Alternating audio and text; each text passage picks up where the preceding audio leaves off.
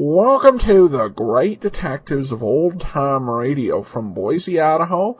This is your host, Adam Graham. If you have a comment, email it to me, box13@greatdetectives.net. Follow us on Twitter at Radio Detectives and call us 208-991-4783. Today's episode is brought to you by the financial support of our listeners. Thanks so much for your support. Now here's today's adventure of Frank Race, The Adventure of the Brooklyn Accent. The Adventures of Frank Race, starring Paul Dubov.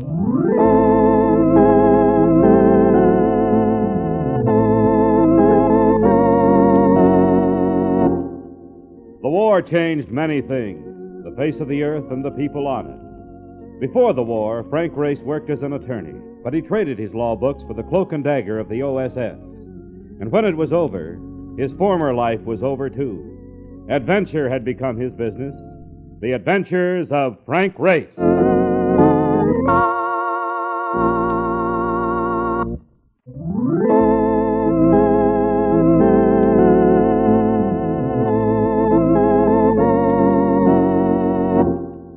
And now we join Frank Race for The Adventure of the Brooklyn Accent.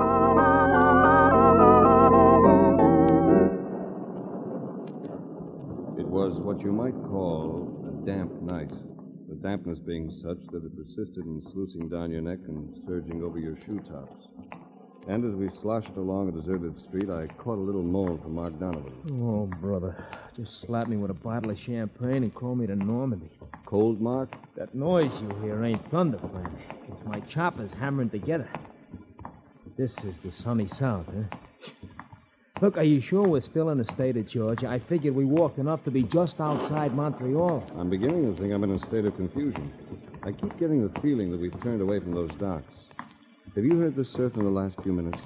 I don't hear nothing but a ringing in my ears. Probably the first sign of pneumonia. All right, you win. We'll go back to that cafe we passed in the last block. Well, now you're talking. And if the place has good coffee, I'll forget all about the pneumonia.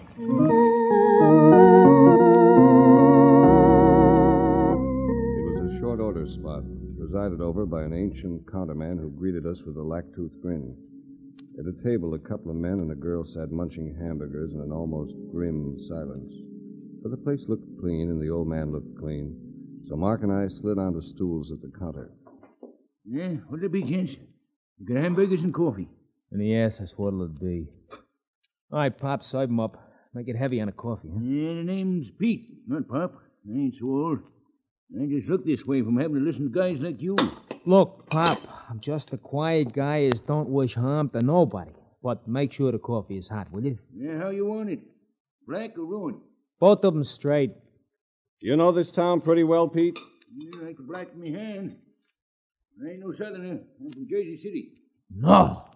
Don't happen to know a man by the name of Beating, do you? Eddie Beating? Beating?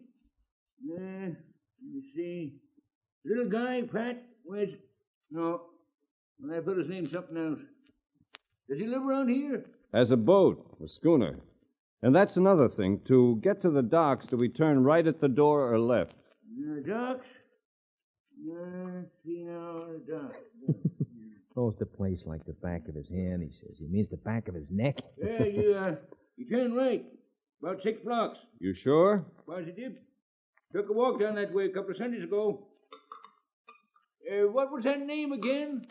Beating. Edward Beating. Yeah, sounds familiar, all right. It wouldn't be tall, husky fellow that owns one of them coach dogs, would it? Look, Pop, we're just looking for the guy. We don't know a thing about his dogs. So you're just looking for the guy, huh? Why? This was no native voice either. This was New York. New York the hard way. Manhattan via the alleys, the pool halls, the second-rate night spots. He had a heavy beard line, and he stacked up as being husky. He stood eyeing us with the curiosity of a weasel inspecting a nest full of eggs.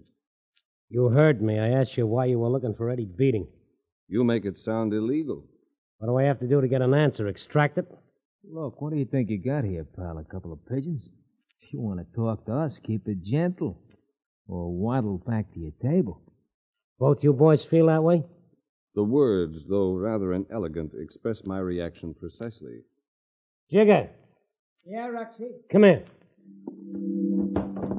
Jigger's approach was methodical and practiced.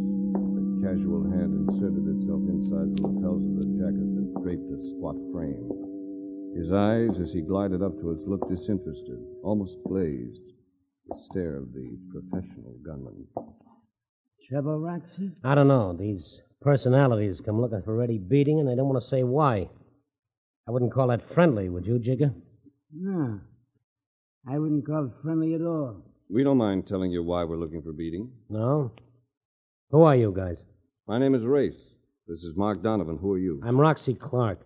And not a southern accent in the crowd. Never mind the asides. What's the pitch on Eddie Beating? I'm down here for the Fidelity Life Insurance Company. Edward Beating is beneficiary to a $20,000 policy that's now payable, and the company is anxious to make a settlement. Who'd leave Eddie Beating 20,000 fish? The deceased, I understand, was an uncle of his. Oh, yeah? Jigger, what do you think about this? To me, it sounds like a bowl of spaghetti. Yeah, that's the way I figured. A big company working hard to ladle out 20 G's. It don't mesh. Might seem strange, but with insurance outfits, it's done all the time. They consider it to be part of their contract. That makes quite a line race, but I ain't buying it. Hey, now I remember that fella. Owns a boat, don't he? Yeah, that's right, Pop. Owns a sailboat. One of them go-to-sea sailboats. Yeah, I know him now. Know his wife, too. They live 3-4 blocks from here. Greenhouse with yellow shutters. Let's see now. It's Shut up. Listen, I'll talk about water. I'll talk... I said shut up. You said it, but I ain't paying no attention. It's a free country, ain't it? Pickle this warbler, Jigger. Sure. Hey, no. Wait a minute. You ain't gonna cuff me. Get what's left of his teeth, Jigger, then maybe he won't be so lippy. Come here, Pop. No, you don't know. Don't make me come after you. It'll be worse. Cut it, Jigger.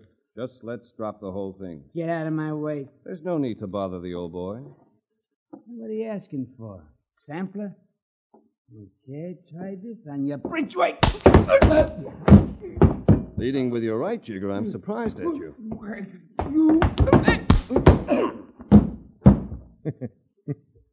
It'll always be the same, Jigger, even if you come in with an axe. Jigger, can you hear me? Brother, is he stiff? Pretty handy with that stuff, ain't you, Race? I haven't met your lady friend, Clark, but I'd like her to know I'm sorry for the disturbance. Don't be sorry, Ray. I always admire artistry. And that was sheer artistry. Wasn't it, Roxy? Susan, stay out of this.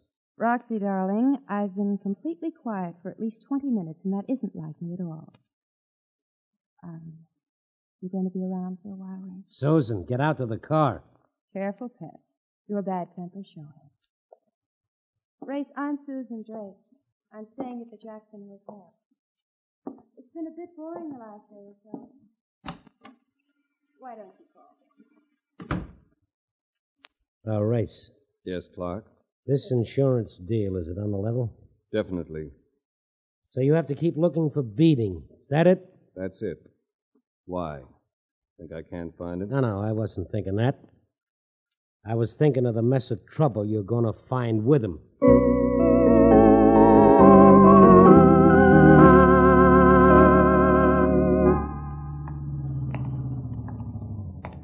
Hey, you there. Uh-oh. It's the law. Come over here. What are you doing out here this time of night? What do you have, a 7 o'clock curfew? Never mind the wisecracks. I'll just take you straight on in. On what charge? Oh, we can work that out. Vagrancy, for one thing. No visible means of support. We've means of support, plenty of it. If I say you ain't, you ain't. So quit arguing. I'm sorry I said a word. I should know better. That's sensible. Now, what are you doing around here? I told him and showed credentials, which made it all right. He told us he was Gene Dinsey, chief of police, and we spent an hour leaning against his car listening to a confidential report on how he ran the town. It ended up with his driving us to the beating house. There was an old-fashioned pull bell, and the door was answered by a girl of about 15. She looked startled. Yes, sir? Hello. Is Mr. Beating in? Not right now, but my mother's here, though. Who is it, Mary? It's two men, Mother. They want to see Daddy. All right, I'll talk to him. She seemed to be about 30.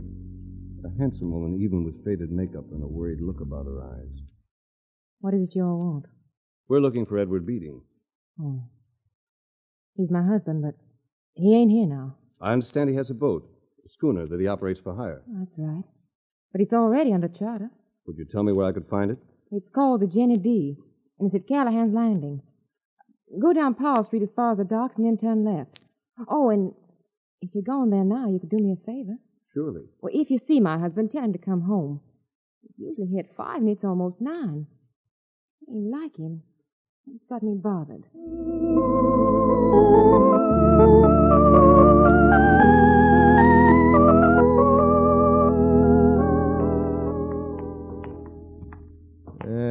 Still pretty cloudy with no sign of a moon.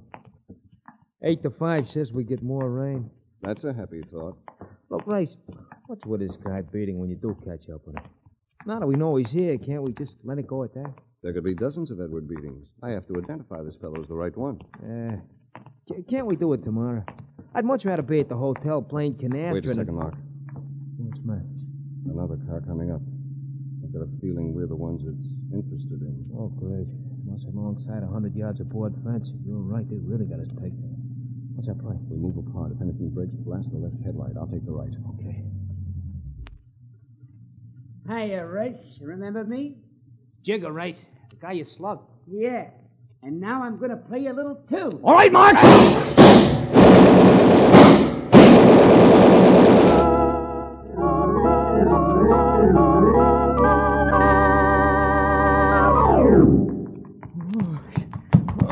Up the alley and over the fence. Oh, you got the pail. Who's got the 10 cents? Oh, no. Apparently you're still in the mood for music. Oh, there you are. Listen, I'm in the mood to offer up thanks. That's the closest squawk I've had since I stole a cab in front of the Chicago Express. That goes for you. I agree, but I think we winged one of them. Brother, I heard a yelp back there, and it wasn't no cry of delight. Imagine that guy coming after us with a chatterbox just because you cooled him a little. I wonder. Maybe it wasn't Jigger's idea at all. Right now, I wouldn't bet a slot machine slug or nothing. Oh, what do we do next? Still keep looking for that schooner? Might be crowding our luck a little. Let's go back to the hotel and get a night's rest.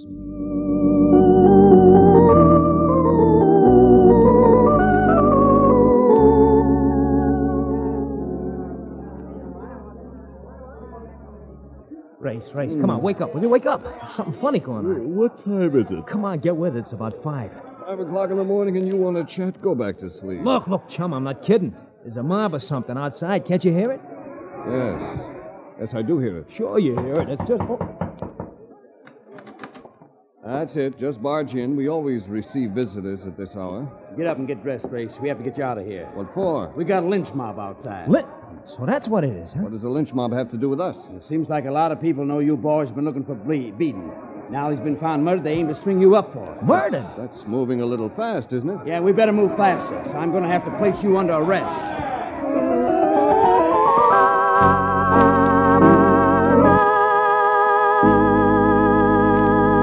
We'll return to the adventures of Frank Race in just about 1 minute.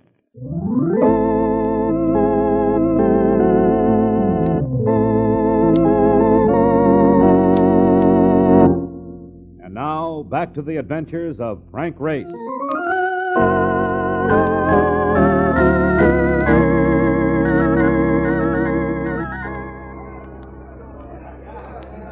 Here was a venture with all the qualities of a nightmare. One of those things where nothing makes sense. We'd been in town only 48 hours, and now we were threatened with lynching. I tried to figure the angles as I got dressed, but nothing gelled. Now, you fellas have got to cooperate on this. I can't guarantee to get you to safety. Well, Will this be your first lynching, Chief? It will, and they ain't good for a man in my position. Yeah, well, they ain't good for guys in our position either. Come election time, and one side won't vote for you because you tried to stop it, and the other side won't vote for you Because you failed to stop it. We understand. But there's something peculiar about this business, Chief. Yeah, I'll say there is. Well, take a listen out here, Race. Most of the guys what you're doing the yelling have got Brooklyn accents. Are you sure? Are you kidding? Listen to them Bronx cheers we're getting. You'd think we were the Giants at Ebbets Field. There's your answer, Chief. It's not a real lynching party at all. It's a frame-up. What do you mean? Know a man by the name of Roxy Clark? I certainly do. He charters Eddie Beaton's boat. Know what he charters it for? Gambling. Brings down parties of them wealthy New Yorkers, and they go out for 3 or 4 days at a time. Ain't none of my affair as long as they do it on the high seas. Well, for some reason, Roxy Clark thinks I'm in his way.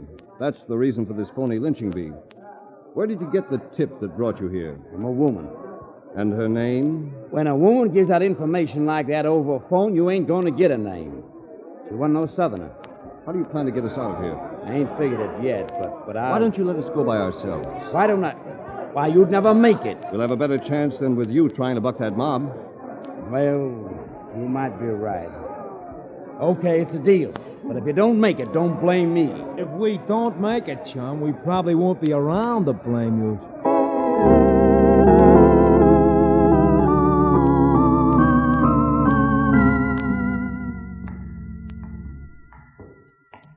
Oh, this guy Clark must have quite a mob with him. It's a big crowd. Start yelling about something, and you can always draw people who have nothing else to do. Look, tell me, what are we looking for in this cellar window? A door. And here it is. Take your hat and coat off. Hat? I don't get it. We go out of here carrying something. Oh, yeah, I get it.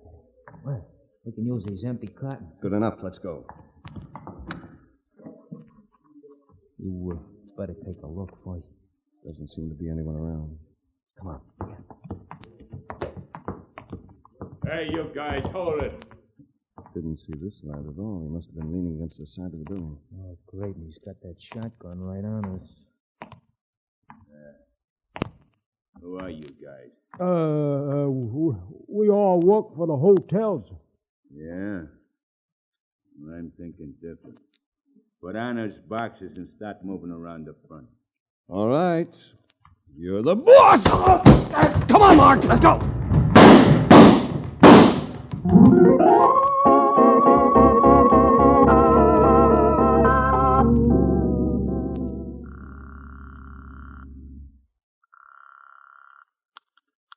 Jackson Hotel? Has Miss Drake come in yet? Yes, sir. I'll connect you. Hello? Miss Drake, this is Frank Race. I'm making that call you suggested. Oh. Well, hello. You called earlier this afternoon, didn't you? Yes, I want to express my appreciation for what you did for me. What I did for you? Someone told the chief of police that I was in danger of being lynched.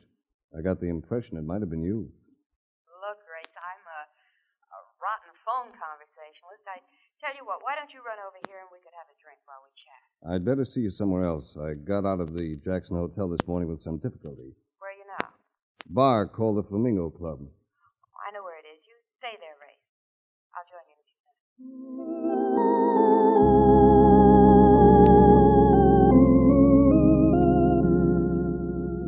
She took more than a few minutes. But when she came into the Flamingo Club, I was willing to admit that the wait had been worthwhile. What are you drinking? Scotch and soda. That is a fetching outfit. You really like it? You're a very fancy dish, baby. Fellow Crazy, that's darling. What do I have here, a cynic? How about the drink? Martini, Manhattan? Make it a Scotch and soda. 2 of them, bartender. Mind if I tell you something about yourself, Miss Drake? Maybe not. You're the wealthy Susan Drake of New York. You've been amusing yourself with the excitement that surrounds Roxy Clark. So? You know what he does down here, don't you? Is that why you brought me to this place? To answer questions? If it was, I've already changed my mind. Of course I know why Roxy's down here. What's the story I'm beating? Why was he killed? Oh, come, Ray. What do you think I am, a police blotter? If you think you could grow fond of me, give. Because I'm in need of it, baby. I'm in need of it. Well, the only thing I can tell you about beating is that he didn't like it when he found out what Roxy was doing with his boat. Beating didn't know about the gambling setup when Roxy first chartered the schooner? No. And when he did find out, he wanted no part of it. You see, I happened to hear the blow-up on that. Beating was going to cancel the charter. Maybe that's the answer. Maybe that's the answer to everything.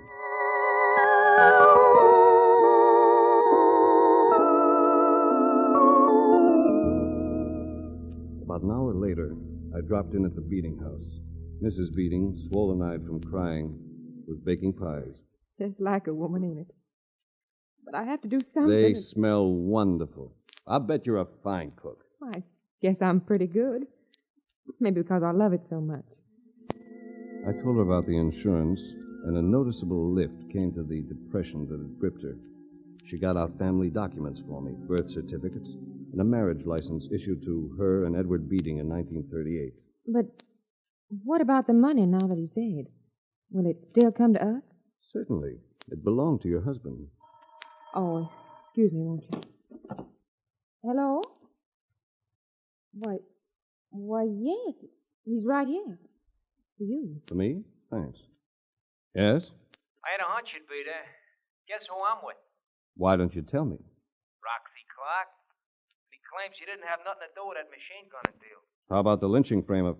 Claims he did that just to scare us out of town. Wait a second. I'll let you talk with him. Hello, Race. That's on the level about the gunning. That was Jigger Mentone's party. Give my regards to Jigger. I want to talk to you, Race. This thing is getting sticky. No sense in me being hooked by it. Are you protesting your innocence, Roxy? I want to talk to you. I'm going back to the Jackson right now. Can you meet me there? All right. I'll see you there.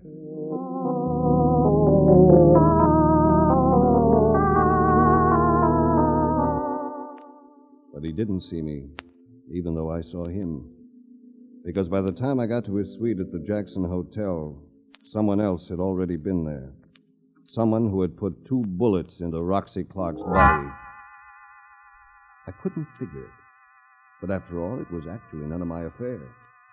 I had come to find the right beneficiary to a $20,000 life insurance policy, and this I had accomplished. Even though Beating was dead, the money would go to his family.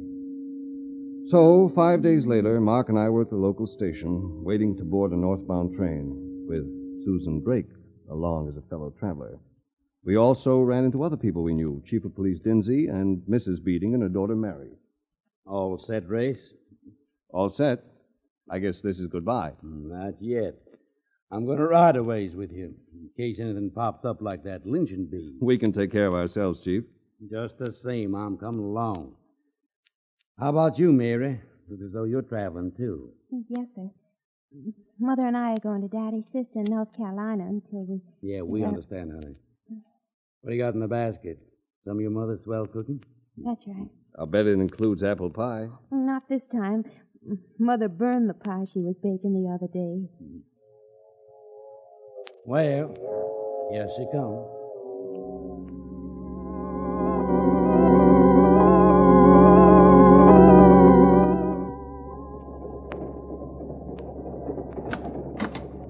Race, what are you doing prowling around in the middle of the night? I've been keeping a death watch, Mark. Death watch? I think I've got the key to those killings. But I'm going to have to wait for a play to be made. Chum, there's something else, too. What? We have another acquaintance on this train. Jigger Mentone. Old Home Week. Yeah. Look, what kind of pitch you making, Race? I don't know yet, but... Wait. I wouldn't close that door, Mrs. Beating. Mr. Race. You mind if we go in? Mind? Of course I mind. Sorry, we're going in anyway. You better stay with us. Yeah, you bet. Hey, look at the girl. She's been slugged.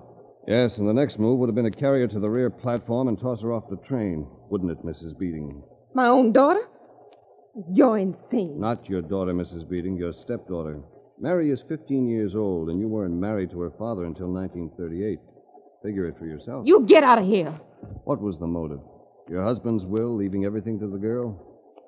You fought with your husband, didn't you? Because he objected to Roxy Clark using his schooner as a gambling ship, because he was going to revoke the charter.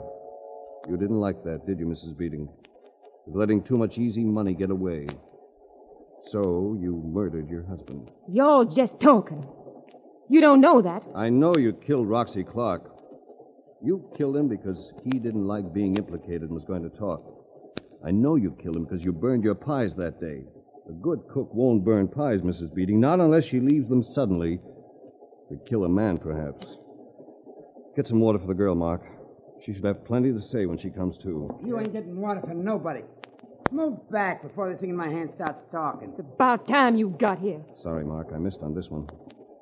So you thought you'd cut in, did you, Jigger? What are we going to do, Jigger? We can't shoot him right here. No, but I can do the same to them that you did to the kid. I owe this guy something anyway. Too slow again, Jigger. Yeah, well, see if... Duck right! Well, this time Jigger's jig is up. Don't try to get away, lady. Where did you find that pistol, Mark? Must belong to the lady. It was in this open bag right here. All I had to do was reach for it. Be ironic if it turns out to be the gun that killed Beating and Roxy Clark, won't it? Yeah. I'll get the water for the girl from this sink. All right. Hey, you know something, Race? This has been a funny deal. We started out to find a guy in a boat. We never got near either one of them.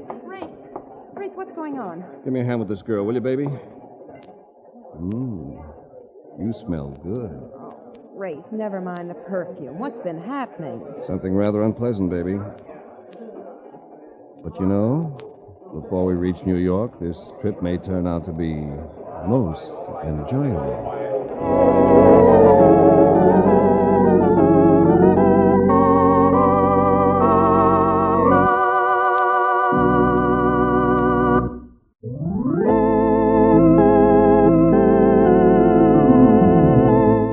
Adventures of Frank Ray, starring Paul Dubove with Tony Barrett as Mark Donovan, comes to you from Hollywood.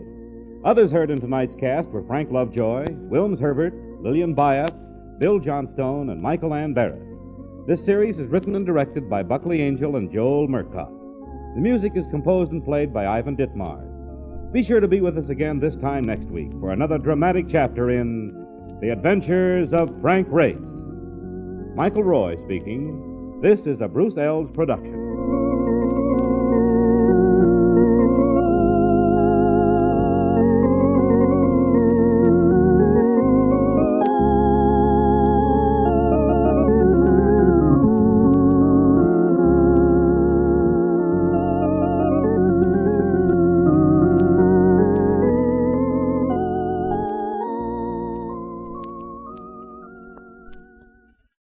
Welcome back.